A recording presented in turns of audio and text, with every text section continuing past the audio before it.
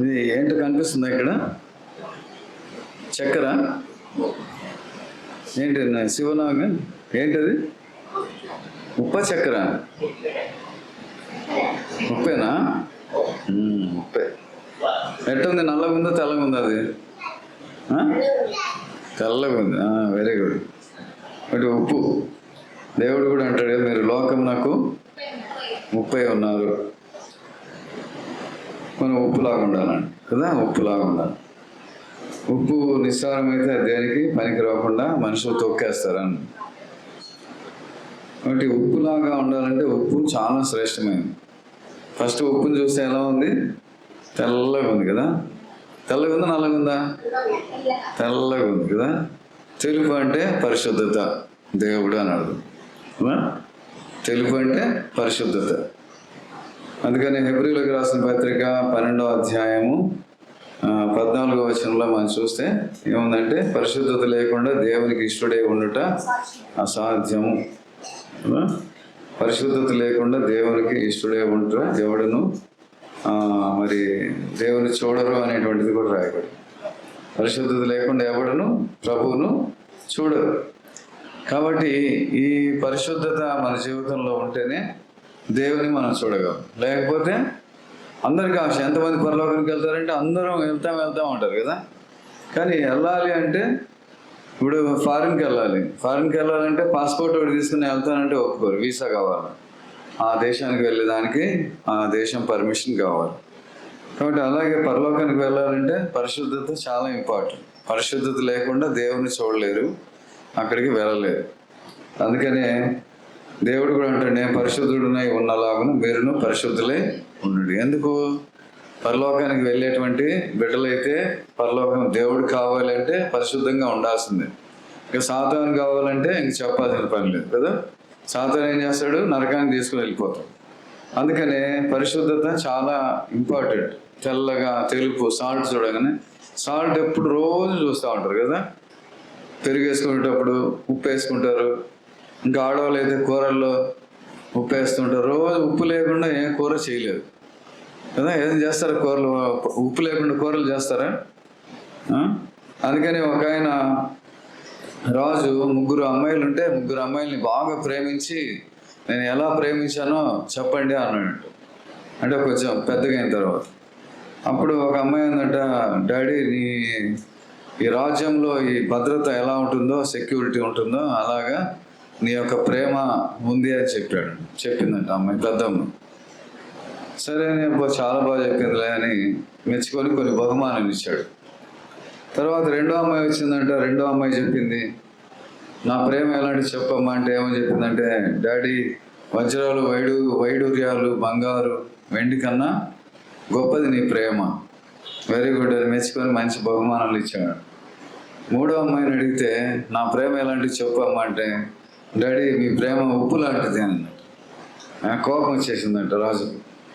ఏంటి ఉప్పులాగానే చీప్గా కదా, ఎంత 5 రూపాయలకి రూపాయికి కూడా ఉప్పు పెడతారు. ఇంకా ఇప్పుడు ఎక్కువ రేటు పెరిగింది. మేము చిన్నప్పుడైతే ఓవర్గా చిన్నగా కొద్ది తక్కువ డబ్బులు తీసుకెళ్ళినా ఇంత ఉప్పు ఇచ్చేవారు.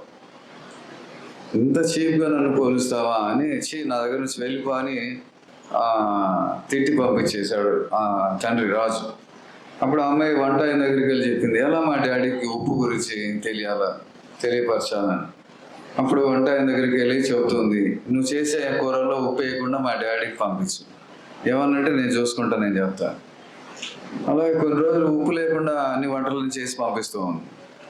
ఆ వంట ఆయన చేసేది ఆయనకి రాజుకి తెలియలేదు, కానీ రుచి లేదు, నాలుక రుచి లేదు. అందుకని ఏంటో నాకు బాగలేదేమో అని డాక్టర్స్ పిలిపించాడు. డాక్టర్స్ వచ్చారు, రాజా మీకేమో ఆరోగ్యము ప్రాబ్లం ఏం లేదు, బాగుంది, ఆరోగ్యం బాగుంది అని సర్టిఫై ఇస్తే ఫుడ్ టెస్ట్ చేస్తే దాంట్లో సాల్ట్ లేదు. సరే ఏంటి అని వంట మనిషిని పిలిపిస్తే, మీ అమ్మాయి మూడో అమ్మాయి ఇలా సాల్ట్ వేయద్దని చెప్పింది. సరే అమ్మాయిని పిలిపించి, ఎందుకు అలా చెప్పామంటే, డాడీ ఎంత విలువైన వంటలు వండారు కదా, మంచి మంచి వంటలు వండి మీ దగ్గరికి పంపిస్తే మీరు తినగలిగారా? తినలేకపోతున్నారు కదా. మీరు ఉప్పుని ఎంతో చీప్గా అనుకున్నారు కదా, అది లేకపోతే ఒక్క కూరైనా తినగలిగారా మీరు? అని తను ఉప్పు గురించి చెప్పేటప్పటికి తను అప్పుడు చాలా హ్యాపీగా ఫీల్ అయిపోయి, అవునమ్మా, ఎన్ని విలువైనటువంటి వంటలు వండినా ఉప్పు లేకపోతే రుచే లేదు, నిజంగా చాలా గొప్పదాని నువ్వు అని వాళ్ళిద్దరు కుమార్తెల కన్నా ఈ అమ్మాయికి ఎక్కువ బహుమానాలు ఇచ్చి ఎంతగానో ఆదరించాడు. కాబట్టి ఉప్పు అనేటువంటిది మనం ఎప్పుడు కూడా ఉప్పు చూడంగానే మనం తెల్లంగా ఉంది కాబట్టి మనం కూడా పరిశుద్ధంగా ఉండాలి. ఎందుకు ఉండాలి అంటే పరలోకానికి వెళ్ళాలంటే పరిశుద్ధంగా ఉండాల్సిందే, దేవుని నమ్ముకోవాల్సిందే. మన పాపాలు ఒప్పుకొని విడిచిపెట్టి మనము బాప్తిసం తీసుకొని సిద్ధపడి ఉంటే మనం ఆ రాకడ వస్తే మనం ఎంత పడతాము, లేకపోతే మనం మరణిస్తే పరలోకానికి వెళ్ళేటువంటి ధన్యత భాగ్యాన్ని దేవుడు ఇస్తాడు. ఇంకొకటి ఇంకేమని తెలుసా, ఉప్పులో తెల్లగా ఉంటుంది ఒకటి. ఇంకోటి ఏంది, నీళ్ళలో వేసామనుకో, నీళ్ళలో వేస్తే ఏమైపోయింది, ఉప్పు వెంటనే కరిగిపోయింది కదా. కొన్ని కరగవు, నీళ్ళలో వేసిన వెంటనే ఉప్పు కరిగిపోతుంది కదా. ఉప్పులో ఉన్న స్వభావం ఏంటంటే త్వరగా కరిగిపోతుంది కదా, ఈజీలీ మెల్టింగ్ కదా, చాలా తొందరగా మెల్ట్ అయిపోతుంది. కాబట్టి ఈ స్వభావం ఏంటంటే యేసుప్రభు స్వభావం. యేసుప్రభు కూడా చాలా తగ్గించుకుంటాడు, శిష్యుల పాదాలు కడిగాడు కదా. ఆయన ఆ యొక్క దీన స్థితి ఫిలిప్పీలకు రాసిన పత్రిక 2వ అధ్యాయంలో ఉంటుంది కదా. ఆయన దేవుడై ఉండి, దేవుని కుమారుడై ఉండి ఆయన ఈ లోకానికి దిగి వచ్చి మన పాపాల కోసం ఆయన మరణించి ఆ శిలువ మరణం పొందినంతగా విధేయత చూపించి కదా, ఆయన తను తానే రిక్తునిగా చేసుకొని. అది ఎవరన్నా అంత పవర్ అంతా ఏమి లేని వాళ్ళుగా మారిపోతారా? ఎవరైనా చిన్నవాళ్ళు అంత మంచి అధికారులు అవ్వాలనుకుంటారు కదా. మరి ఈ యొక్క ఆ యేసు ప్రభు యొక్క స్వభావం ఏంటంటే హ్యూమిలిటీ, తొందరగా తగ్గించుకునేటువంటి స్వభావం, ఎప్పుడు కూడా హెచ్చించుకునేటువంటి స్వభావం కాదు. అందుకనే మనం కూడా ఈ లోకంలో జీవించే జీవితంలో ఎప్పుడు కూడా ఉప్పు చూడగానే నేను కూడా అలాగా ఒదిగిపోవాలి, తగ్గిపోవాలి, తగ్గించుకోవాలి, దేవుని స్వభావం ఇది అనేటువంటి ఆలోచన మన జీవితంలో ఎప్పుడు కలిగి ఉండాలి. అందుకనే రెండవ స్వభావం ఏంటంటే త్వరగా కరిగిపోతుంది. కరిగిపోయేటువంటి తగ్గింపు స్వభావము మనం కలిగి ఉంటున్నామా లేదా అని మనం జ్ఞాపకం చేసుకోవాలి. ఇంకోటి ఏంటంటే మూడవది ఏంటి అంటే ఏ పచ్చళ్ళు పెట్టినా ఏం చేసినా ఉప్పుని ఎక్కువగా వేసి నిల్వ చేస్తారు, అంటే ప్రిజర్వేటివ్ లాగా భద్రపరుస్తారు. కాబట్టి భద్రపరచడం అంటే మనం కూడా మన జీవితంలో ఎంతోమందికి మనం ధైర్యం ఇచ్చి విశ్వాసంలో ముందుకు నడిపించేటువంటి మన బిడ్డలంగా మనం ఉండాలి. అది ప్రిజర్వ్ చేసేటువంటి వారు ఎంతోమంది జీవితాల్లో చూస్తూ ఉంటాం. ఎందుకంటే ఆ యొక్క వారి స్నేహం వల్ల, అమ్మాయి స్నేహం వల్ల మా అమ్మాయి ఇలా అయిపోయింది, ఆ అబ్బాయి స్నేహం వల్ల మా అబ్బాయి ఇలా అయిపోయాడు, ఎంతోమంది చెప్తుంటారు. ఏంటంటే ఎంతోమంది నష్టం కలిగించడం, ఎంతోమందికి ఇబ్బంది కలిగించడం. అందుకని యేసు ప్రభు యొక్క ఆ లక్షణం ఏంటంటే ఆ ఉప్పులో ఉండేటువంటి ఆ యొక్క స్వభావం ఏం తెలియజేస్తుందంటే భద్రపరచడం అంటే ఒక స్థితి నుంచి ఉన్నతమైన మంచి స్థితికి నడిపించడం.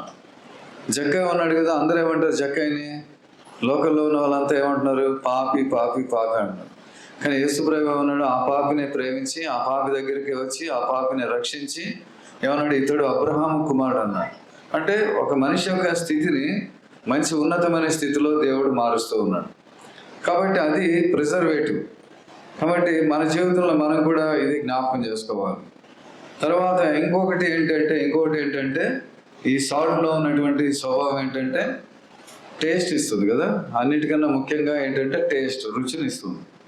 కాబట్టి రుచి అనేటువంటిది చాలా ఇంపార్టెంట్. రుచి లేకపోతే మనం చెప్పాం కదా ఇందాక, రాజు ఏ అన్నము తినలేకపోయాడు, ఏ బిర్యానీ తినలేరు. కాబట్టి రుచి అనేటువంటిది చాలా ఇంపార్టెంట్. కాబట్టి మనం కూడా మన యొక్క దేవుని బిడ్డలము అంటే యేసు ప్రభు యొక్క స్వభావం కూడా ఏంటంటే చాలా మాటలు యేసు ప్రభు మాట్లాడుతుంటే మేము ఎప్పుడు ఇలాంటి మాటలు వినలేదే, ఇలాంటి బోధలు మేము చూడలేదే, వినలేదే అని ఆశ్చర్యపోయారు. కాబట్టి ఈరోజు మనం కూడా దేవుని బిడ్డలము అంటే ప్రార్థనకి వెళ్తున్నాము, మందిరంలో ఉన్నాము, దేవుని వాక్యం చదువుతున్నాము, ప్రార్థన చేస్తున్నాము అంటే ఎలా ఉండాలంటే మన మాటలు చాలా రుచికరంగా ఉండాలి. ఎలిజబెత్ దగ్గరికి మరియమ్మ వచ్చినప్పుడు ఏం చేసింది, వందనాలమ్మ అనింది. వందనాలమ్మ అంటేనే గర్భంలో ఉండే 6 నెలల శిశువు యోహాను, బాప్తిస్మం యోహాను ఎగిరి గంతులు వేశాడు. అంటే ఏంటి, ఆ మాటలు ఎంతో ఇంపుగా ఉన్నాయి, ప్రేమగా ఉన్నాయి, ఆత్మ కలిగినటువంటి మాటలుగా ఉన్నాయి. అందుకని అక్కడ ఆ మాటల ద్వారా ఎంతగానో శ్రేష్టమైనటువంటి ఆశీర్వాదం కలిగినట్టుగా మనం చూస్తున్నాం.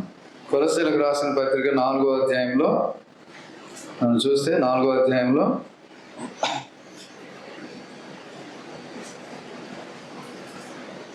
కొలస్సీలకు రాసిన పత్రిక 4వ అధ్యాయం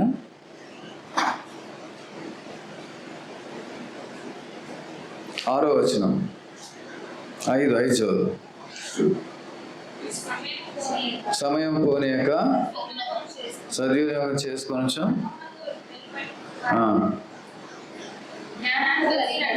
జ్ఞానం కలిగి నడుచుకొనండి. ప్రతి మనుష్యునికి 6వ వచనం 4:6 ప్రతి మనుష్యునికి ఎలాగూ ప్రత్యుత్తరం ఇవ్వవలెనో అది మీకు తెలుసుకున్నట్టుకై మీ సంభాషణ, కాన్వర్జేషన్ కదా, మనం ఒకరితో ఒకరు మాట్లాడేటువంటి ఆ సంభాషణ, మీ సంభాషణ ఉప్పు వేసినట్లు ఎల్లప్పుడూ ఎల్లప్పుడూ రుచి కలదిగాను కృపా సహితంగాను ఉండనియండి కదా. ఎంతమంది అంటూ ఉంటారు, అబ్బా ఏం మాట్లాడతారండి, ఏమి ఆ మాటలు మేము వినలేకపోతున్నామండి కదా, చెప్తా ఉంటారు కదా. ఎల్లప్పుడూ ఎప్పుడు కూడా రుచికరంగాను కృపా సహితంగాను ఉండాలి. ఎవరు వీళ్ళు అంటే దేవుని మందిరానికి వెళ్ళేవాళ్ళు.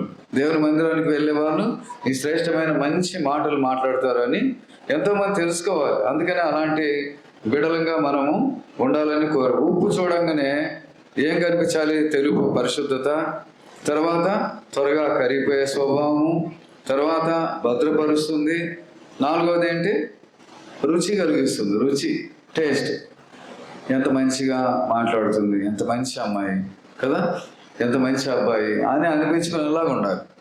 కాబట్టి ఇంక చివరిగా మనం చూస్తే ప్రతి దానిలో కూడా ఉప్పు వేసుకోవాలంట. ఆనాడు దేవుని సన్నిధికి తీసుకొచ్చేటువంటి అర్పణలలో లేవియాకాండంలో మనం చూస్తే 2వ అధ్యాయము, లేవియాకాండం 2వ అధ్యాయము 13వ వచనంలో నీవు అర్పించు ప్రతి నైవేద్యం నాకు ఉప్పు చేర్చవలను, నైవేద్యం మీద ఉండవలను, నీ అర్పణములన్నిటితోనూ ఉప్పు అర్పించవలను. కాబట్టి దేవుడు ఏం కోరుకున్నాడంటే ప్రతి అర్పణలో కదా, మనం ప్రతి దానిలో ఉప్పు అంటే యేసు ప్రభువే, దేవుని స్వభావం. అందుకనే అపోస్తలుడైన పౌలు అంటాడు, నేను క్రీస్తుని పోలి నడుచుకొనుచున్న ప్రకారము మీరును నన్ను పోలి నడుచుకుని. అంటే క్రీస్తు పోలిక తనలో ఉంది. అందుకని ఈ స్వభావాలన్నీ ఉన్నాయి. మనం కూడా ఏం చేయాలంటే క్రీస్తు పోలిక మనలో ఉండాలి. ఈ లక్షణాలతోటి మనము దేవునికి ప్రార్థన చేసినా, ఏదైనా కానుక వేసినా, దేవుని పనులు ఏదైనా చేసినా ఏం చేస్తాడు? దేవుడు ఆశీర్వదిస్తాడు కదా. అర్పణలన్నింటిలోనూ ఉప్పు అర్పించవలను, అన్నిటితో ఉప్పు అర్పించాలి. కాబట్టి ఎంత శ్రేష్టమైనటువంటి మాటలు దేవుడు సెలవిస్తాడు. నీవు అర్పించు ప్రతి నైవేద్యమునకు ఉప్పు చేర్చవలను. అంటే నువ్వు ఏ ప్రార్థన చేసినా ఈ స్వభావం, ఈ లక్షణాలు అన్నీ ఉంటే దేవుడు ఏం చేస్తాడు? Okay, you are my daughter, okay you are my son, నువ్వు నా కుమారుడివి, నా కుమార్తెవి అంటాడు కదా. యేసుప్రభు బాప్తిస్మం తీసుకొని బయటకు వచ్చినప్పుడు ఏమైంది? ఆకాశం తెరవబడింది, పరిశుద్ధాత్మ పావనం వల్ల దిగి వచ్చింది. 3వది, ఈయన నా ప్రియకుమారుడు, హీఈస్ మై బిలవర్డ్ సన్ కదా, ఈయన నా ప్రియకుమారుడు, ఈయన యందు నేను ఆనందిస్తున్నాను. కాబట్టి ప్రతి ప్రార్థనలో మనం ఈ యొక్క క్వాలిటీస్ అన్నీ కూడా మనం యాడ్ చేసుకున్నాం. ఉప్పును చూడగానే మనకు గుర్తు రావాల్సింది పరిశుద్ధత ఏంటి?